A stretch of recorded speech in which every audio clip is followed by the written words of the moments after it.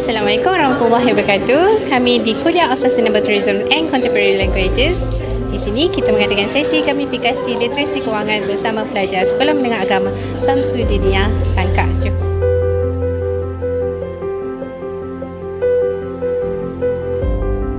Alhamdulillah, hari ini saya dapat mempelajari ilmu-ilmu tentang kewangan dan saya dapat gunakan ilmu ni pada masa yang akan datang nanti, insya-Allah.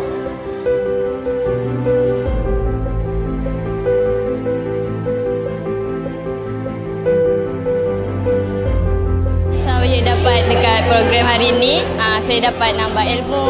Lepas tu saya seronok main dengan kawan-kawan saya.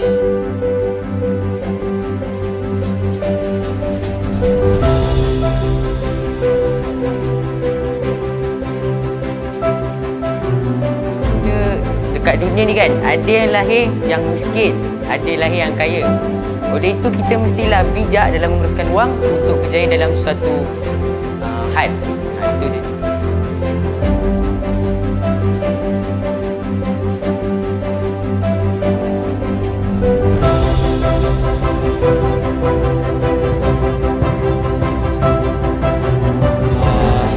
Saya dapat belajar banyak tentang ilmu kewangan dan ilmu kewangan juga saya boleh gunakan pada masa akan datang seperti nak buat bisnes sendiri ke apa.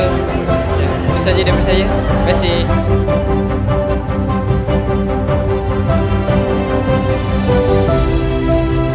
Saya dapat kesedaran untuk urus wang dengan lebih mendalam lagi.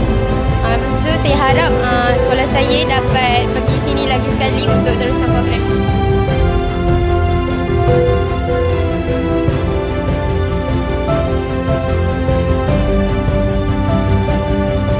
Kemudian kami dapat kadang-kadang kat dunia ni kita kat bawah, kadang-kadang kita kat atas. Jadi solusinya bersyukur je apa yang Allah dah beri.